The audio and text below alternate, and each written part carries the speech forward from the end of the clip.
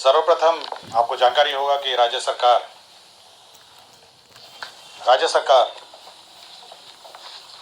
शराबबंदी पर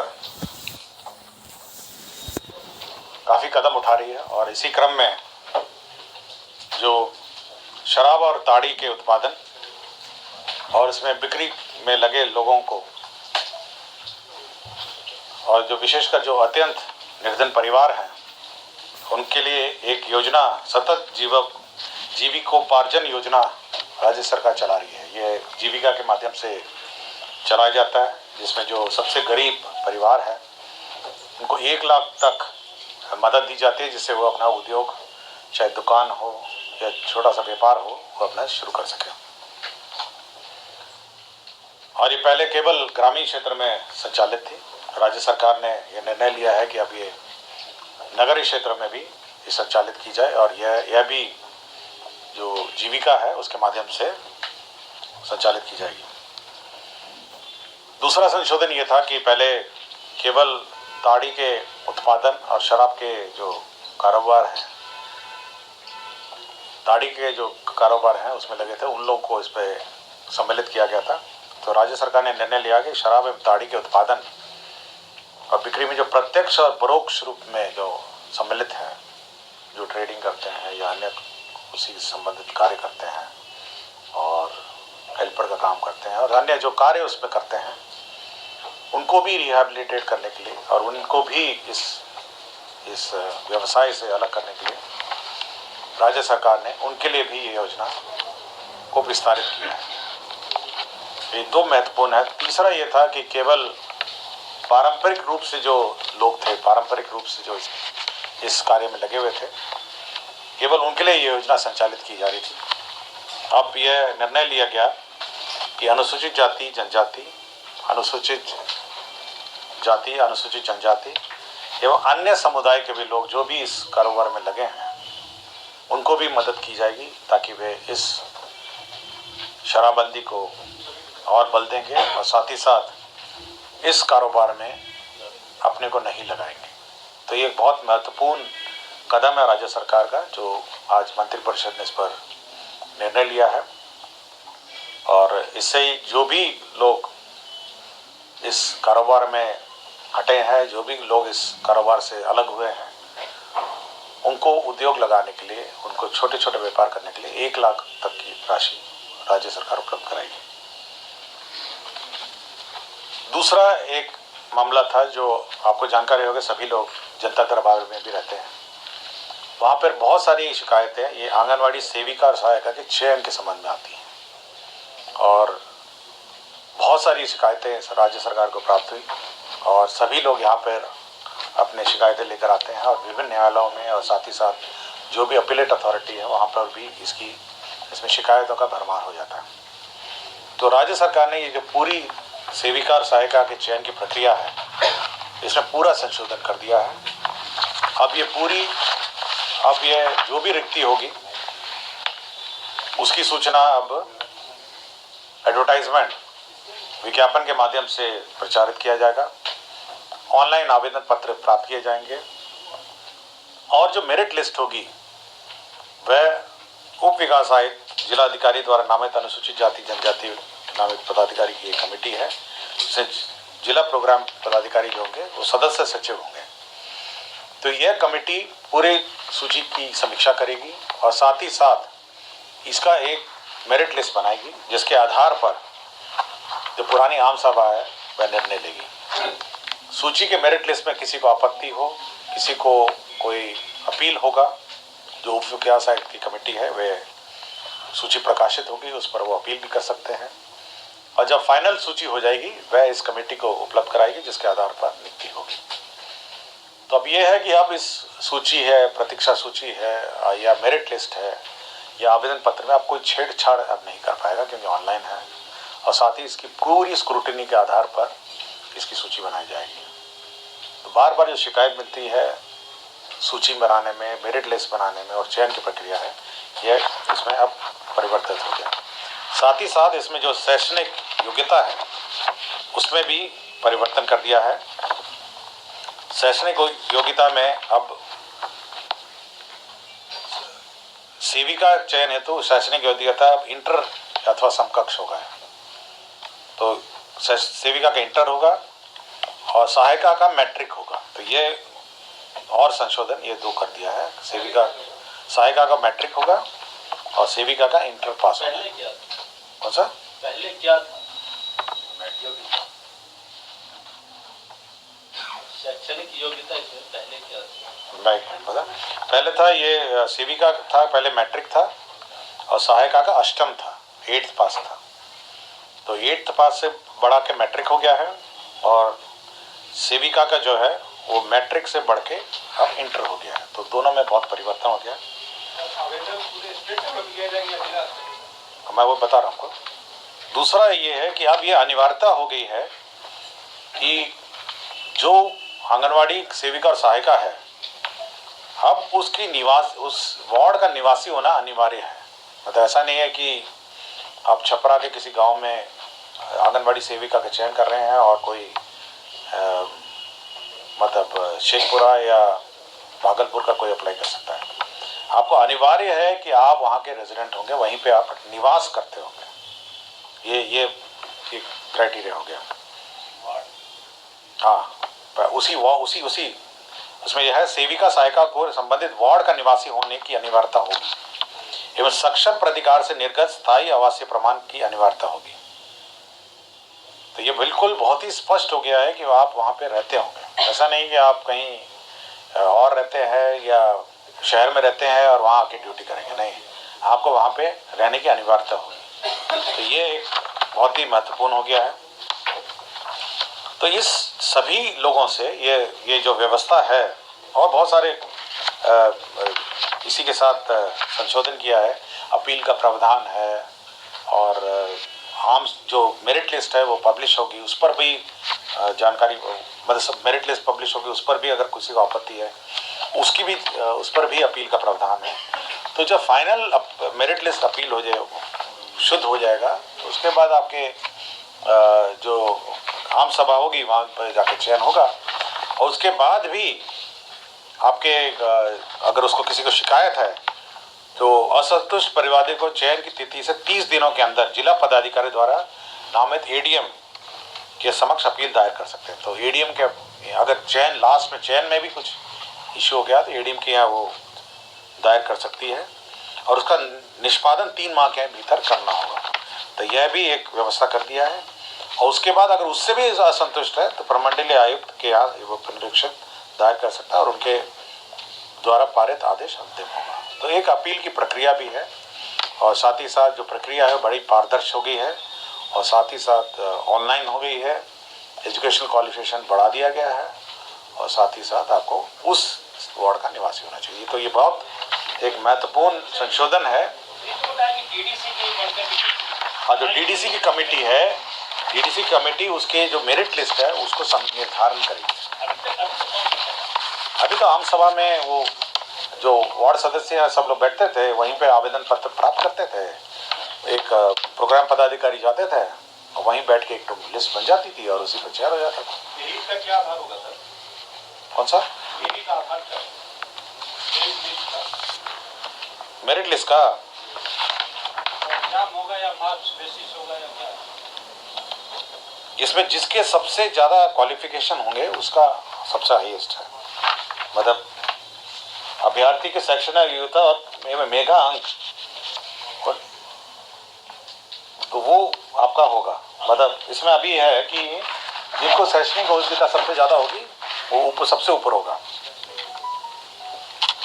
2 या 2 से अधिक अभ्यर्थी की सर्वोच्च शैक्षणिक योग्यता समान रहने पर अधिक मेगा अंक वाले अभ्यर्थियों का चयन होगा। तो आपकी जितनी शैक्षणिक योग्यता होगी उतना आपका मेरिट लिस्ट में ऊपर हो जाएगा।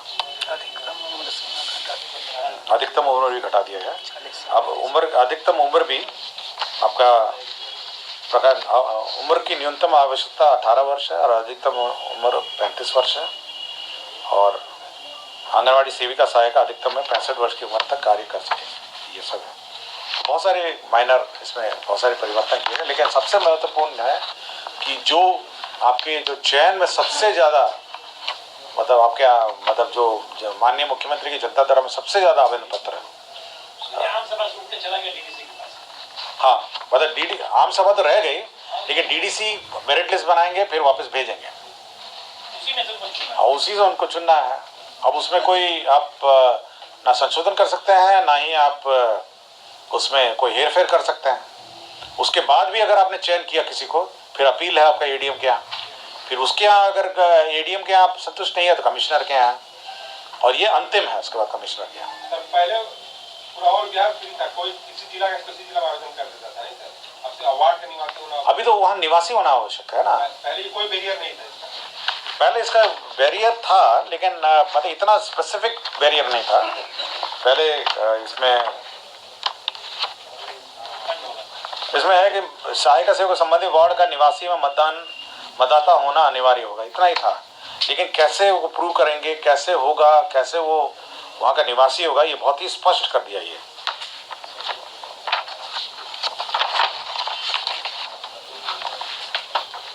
पिछड़ा जात वर्ग एवं अति पिछड़ा कल्याण विभाग की एक योजना है, जिसमें प्राक प्रशिक्षण योजना के तहत छात्रों को लोक सेवा आयोग है, बिहार लोक सेवा आयोग है, और विभिन्न जो संयुक्त प्रतियोगिता परीक्षा है और अन्य जो कॉम्पिटिटिव एग्जाम है, उनके यहाँ उनके लिए ट्रेनिंग का प्रावधान है।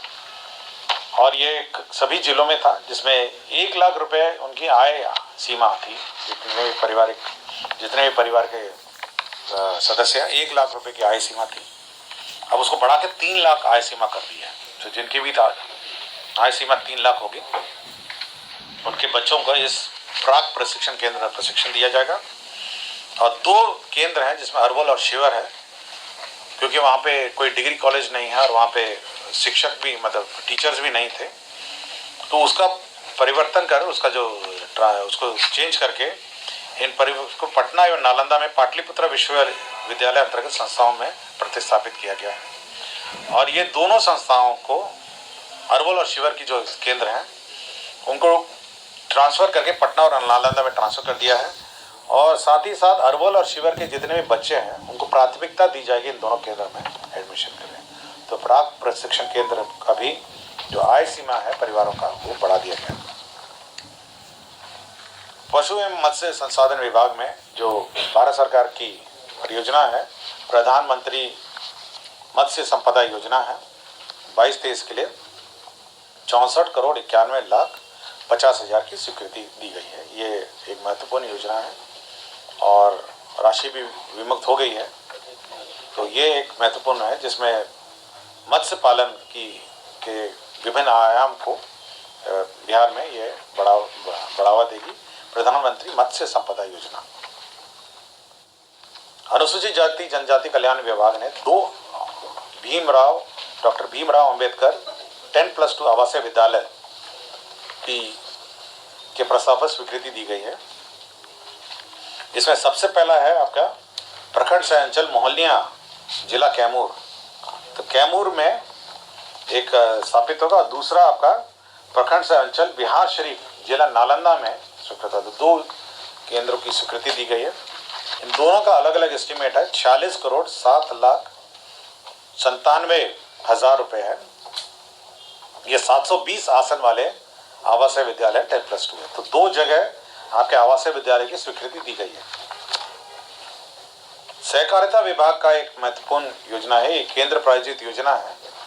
राज्य में जितने भी पैक्स हैं, प्राथमिक कृषक साख समितियां, जितने भी पैक्स हैं, उसका कंप्यूटरीकरण, मतलब कंप्यूटराइजेशन ऑफ पैक्स की योजना है। उन सभी पैक्स को अब कंप्यूटरीकृत किया जाएगा और केंद्रांश के रूप में 149.40 149,40,00,000 रुपए इसमें ये है आपका केंद्रांश। राज्यांश में 99.60 रुपए है। तो कुल 249 करोड़ की योजना है और सभी हमारे राज्य के पैक्स हैं, उनको कंप्यूटरीकृत किया जाएगा, ताकि उनके जो कार्यकलाप हैं वे ऑनलाइन हो सके और वो कंप्यूटराइज्ड मेंटेनेंस अकाउंट्स है, बहुत सारे जो कार्य करते हैं वे अपने मेंटेन कर सकें। तो ये एक महत्वपूर्ण योजना है कॉर्पोरेटिव सेक्टर की। कितना नंबर ऑफ पैक्स कितना होगा? ये पैक्स की संख्या अभी बताता हूँ।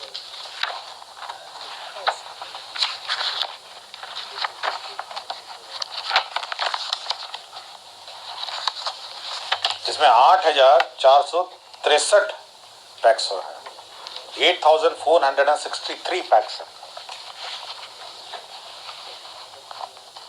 तो ये सभी का चरणबद्ध तरीके से इसका कंप्यूटराइजेशन होगा, अपग्रेडेशन।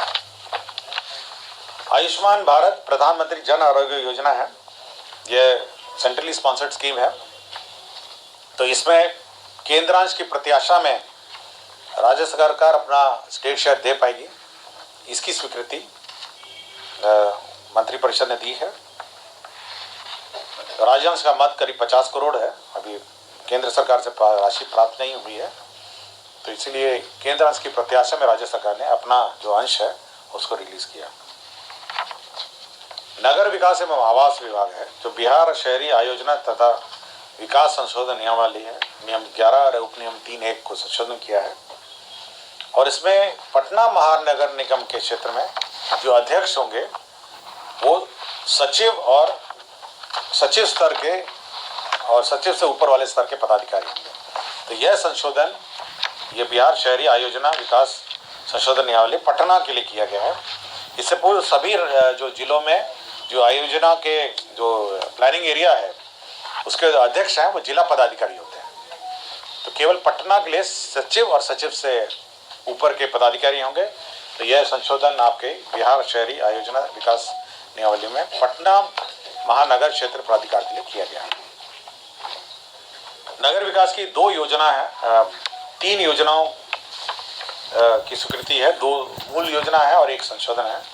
इसमें सेंट्रली स्पॉन्सर्ड जो पटना स्मार्ट सिटी में है, स्मार्ट सिटी मिशन के अंदर पटना का तो स्मार्ट सिटी है, तो 2,776 करोड़ 16 लाख एस्टिमेटेड था, उसको घटा के 982 करोड़ 50 लाख कर दिया गया है। जो कंपोनेंट इसमें प्राइवेट पार्टनरशिप थे और अन्य पार्टनरशिप थे उसको हटा दिया गया। अभी 982 करोड़ 50 लाख की योजना होगी। तो यह जो संशोधन किया है केवल जो केंद्र प्रायोजित स्मार्ट सिटी योजना में जो एस्टिमेटेड कॉस्ट है उसको घटा दिया गया। इसके साथ साथ 2 जगह एसटीपी और इंटरसेप्शन एंड डाइवर्शन सिस्टम है, इंटरसेप्शन एंड डाइवर्शन और एसटीपी 2 जगह स्वीकृति दी गई है। एक है रामनगर नगर परिषद है, ये बेतिया में है, नावगढ़ पश्चिम चंपारण में। ये कुल राशि है इसकी 60 करोड़ 2,50,000 की है, 60 करोड़ 2,50,000 की एक ये योजना है रामनगर नगर परिषद बेतिया की, जिसकी स्वीकृति दी गई है। और दूसरा है आपका सुपौल नगर परिषद में, यह भी इंटरसेप्शन एंड डाइवर्शन और एसटीपी है। यह सुपौल नगर परिषद का ये 60 करोड़ 14,20,000 के है। तो 2 एसटीपी और इंटरसेप्शन एंड डाइवर्शन ये सीवरेज सिस्टम का है। ये दोनों योजना नमामि गंगे योजना के अंतर्गत है, जो भारत सरकार की सेंट्रली स्पॉन्सर्ड स्कीम है। उद्योग विभाग का एक जो SIPB जो इन्वेस्टमेंट क्लियरेंसेस कैबिनेट करती है, उसमें निवेश का जो क्लियरेंस देती है मेसर संजीवन राइस मिल्स, ये पार बॉइल्ड राइस का है और 34 करोड़ 15 लाख का ये जिला जमुई मौजा बिशनपुर पोस्ट माधोपुर, तो ये उस स्थान पर एक पार बॉइल्ड राइस मिल की का क्लियरेंस मंत्रिपरिषद ने दिया है निवेश का। गृह मंत्रालय द्वारा जो लेफ्ट विंग एक्सट्रीमिस्ट है, सांप्रदायिक दंगे हैं, आतंकवाद है, इनको जो ये देती है कंपनसेशन देती है, जो जिनकी जो मृत्यु होने पर या स्थायी रूप से अशक्त होने पर जो देती है राशि देती है, अनुदान देती है, उसमें भारत सरकार ने अपने गाइडलाइंस में संशोधन कर दिया है।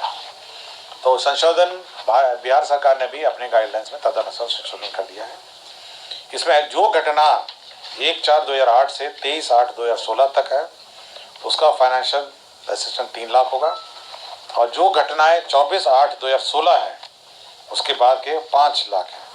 और इसमें भी ये लिखा है कि किस किस क्रम में उसको जमा होगा। 50 लाख होगा आधार लिंक सेविंग बैंक अकाउंट में और 50 लाख होगा फिक्स डिपॉजिट विक्टिम के बेनिफिशियरी में, और उसमें लॉक इन पीरियड 3 साल होगा। तो गाइडलाइंस में संशोधन किया है बिहार सरकार ने, उसी को अपना लिया। अब मैं पद सृजन के प्रस्ताव पर आता हूँ।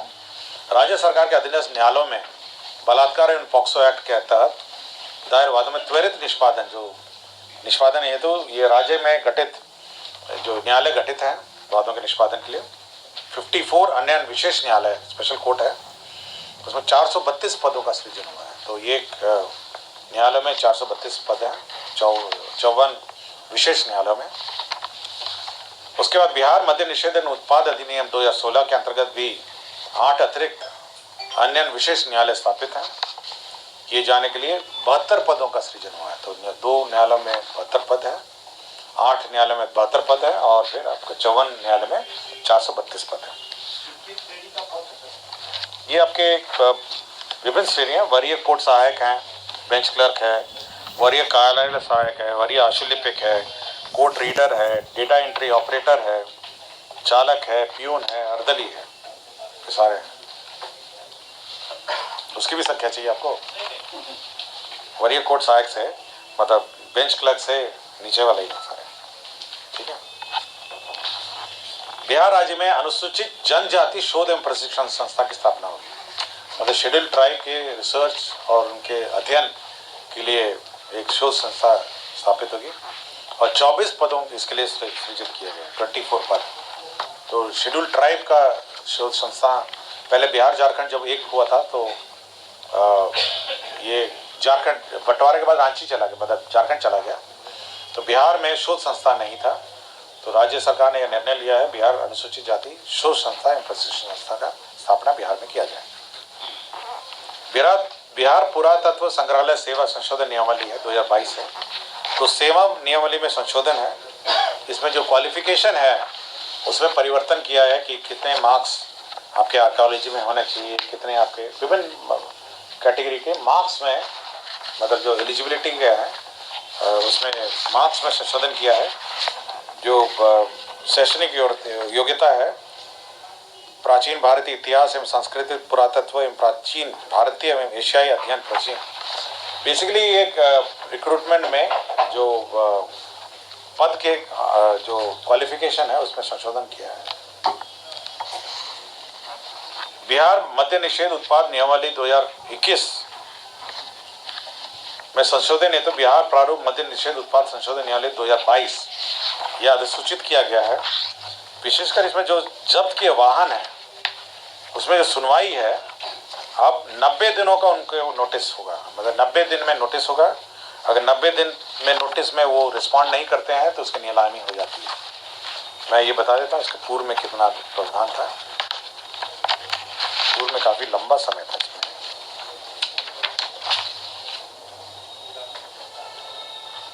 210 दिन था पहले, मतलब 7 महीने तक हम लोग नोटिस देते थे और इंतजार करते थे। और अब जो मद्य निषेध में अगर पकड़ा जाएगा 90 दिन के नोटिस पर अब कार्रवाई हो जाएगी, अब उसको नीलाम कर देंगे। तो अब गाड़ियों की संख्या जो आप देखते होंगे बहुत जगह जब्त करके रखी रहती है, अब उसमें कम होगा और तुरंत ही नीलाम भी हो जाएगी। तो ये और 30 दिन अंदर आदेश भी पारित करना है जब्ती के, मतलब 30 दिन में आदेश पारित कर देना है और 90 दिन में नीलामी हो जाएगा। तो पहले मतलब 30 दिन में निर्धारित था और 210 दिन हम लोग इंतजार करते थे, ठीक है। तो ये काफ़ी मतलब त्वरित कार्रवाई इस अभियान में होगी और इसमें अभियान को भी बल मिलेगा। अब सामान्य प्रशासन विभाग द्वारा जो कंप्यूटर दक्षता परीक्षा ली जाती थी, पहले वो नीलिट करके एक संस्था से के माध्यम से ली जाती थी। अब यह निर्णय है कि राज्य सरकार अपने ही संस्था बिपाड के माध्यम से इस परीक्षा को कराएगी और जो कंप्यूटर दक्षता की परीक्षा उसके माध्यम से होगी। तो यह एक प्रावधान संशोधन किया गया है। शिक्षा विभाग का एक मामला था जो माननीय सर्वोच्च न्यायालय के आदेश का अनुपालन में 226 पदाधिकारियों था जो अवर शिक्षा सेवा शिक्षण शाखा में इनकी बहाली उस एडवर्टाइजमेंट में हुई थी, किंतु शिक्षक के रूप में ये कार्यरत रहे हैं। अब माननीय सर्वोच्च न्यायालय का आदेश हुआ है कि इनको अवर शिक्षा सेवा शिक्षण शाखा में इनको नियुक्त मानते हुए उस तिथि की तिथि से सभी लाभ दिए जाएं और और जो भी इनकी सेवा शर्तें थी उसके अनुरूप इनको लाभ दिया गया है। 4 मामले हैं भूमि स्थानांतरण के। ये आपको जानकारी होगा, DFCCI जो डेडिकेटेड फ्रेट कॉरिडोर है, ये dedicated freight corridor corporation of India limited है, रेल मंत्रालय का। तो 4 मामले हैं जो भूमि स्थानांतरण के हैं। तो उनको औरंगाबाद जिला अंतर्गत औरंगाबाद अंचल का एक रफीगंज अंचल का है, एक और रफीगंज अंचल का और नवीनगर अंचल है। जो डेडिकेटेड फ्रेट कॉरिडोर है उसमें सशुल्क भूमि स्थानांतरण के 4 प्रस्ताव हैं।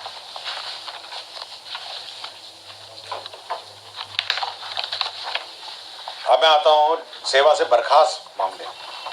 जल संसाधन में विभाग में प्रेम प्रकाश जी थे तत्कालीन सहायक अभियंता बाढ़ नियंत्रण, तो इनको बर्खास्त कर दिया गया है। कटाव टूटने के बिंदु पर इन्होंने काम नहीं किया।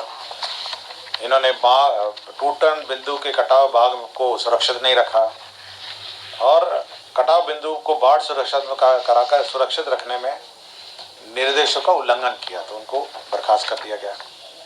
स्वास्थ्य विभाग में डॉक्टर मृत्युंजय कुमार चिकित्सा पदाधिकारी सदर अस्पताल औरंगाबाद 1/7/2016 से ये अनधिकृत रूप से अनुपस्थित है, उनको बर्खास्त किया गया। डॉक्टर वीरेंद्र कुमार चिकित्सा पदाधिकारी रेफरल अस्पताल हसनपुर औरंगाबाद, ये 5/7/2017 से